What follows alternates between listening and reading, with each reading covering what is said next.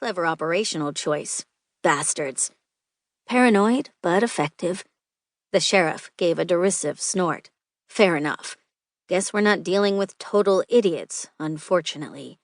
What do we have inside? Magicals. Probably a dozen or so. A few humans, unless they're in disguise. Okay, let's proceed as planned.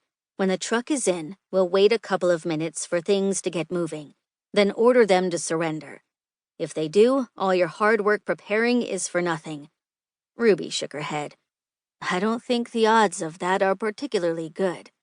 Alejo grunted. Me either, which is why I asked you to join. If they choose any option other than standing down, do your thing. We'll stay out of your way, unless you call us to come in and help. Got it. See you soon. She killed the external connection and reported. Plan stands. Remember, we need to be completely non-fatal. We're working with the police on this one. They can overlook bruises and broken bones, but if we step over that line, we become the bad guys.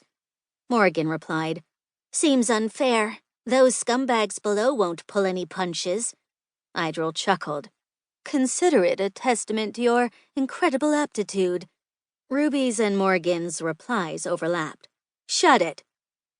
The sound of the huge garage door sliding up on its tracks and a truck rolling in forestalled further conversation. It was 20 feet long or so, a rental, bright yellow, and covered in scratches, dings, and dents. As soon as it was inside, the people below surged into motion, hitting the switch to close the door and using magic to begin pulling crates and boxes from the vehicle. Ruby breathed. Damn, that's a big truck. They must have a lot of stuff. Who would have thought little Ely was such a nexus of criminality? Morrigan asked, Have you been paying attention lately? She ignored the comment. Okay, looks like our initial plan will work pretty well. I'll take out the ones at the back of the truck. Idryll jumps on the top and engages targets of opportunity. And Morrigan, you protect the informant's identity. Her sister confirmed. On it. I don't think he's going to thank me for it. Ruby shifted to get a better angle on her assigned criminals as she replied, From what I understand, he's a scumbag who got a deal. He deserves whatever he gets. Still, maybe no permanent damage, so he can continue to be useful? I'll consider it. A series of resounding clangs came from the metal garage door, followed by Alejo's voice through a megaphone's mechanical distortion. You inside the warehouse. This is Sheriff Valentina Alejo. Open the door and get on your knees with your hands on your heads.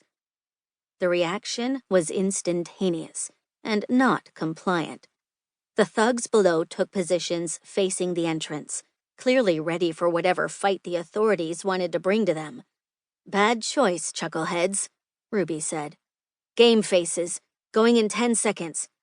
She ticked the time off in her head as she pulled a grenade from her belt. It was about the size of her palm and contained magical electricity that would discharge on impact. She'd made it herself and was pleased with the results, although she looked forward to working with Margrave to improve it. When her mental timer ran out, she dropped the disc at the back of the truck. Her hand was already in motion for another weapon, one of her techno-magical mentor's concealment grenades, and she had it ready when the first went off. The trio of dwarves below shuddered and jerked in the grip of the arcane lightning. 2 of them collapsed, while the third, apparently hardier than the others, remained standing, wobbling in place. She dropped the next grenade to protect her descent and jumped. As soon as Morrigan saw the object fall from Ruby's position, she released her arrow. It sped true to its target, the dwarven informant who stood nervously to one side of the warehouse, notable by his immobility. His hair was mussed, as if he'd run hands through it, and the stress of his situation showed on his wrinkled face and in his anxious bearing. The missile slapped him in the chest and wreathed him in magical lightning. He jittered for a moment before falling senseless to the concrete floor. Morrigan was already knocking her second projectile, which she loosed into the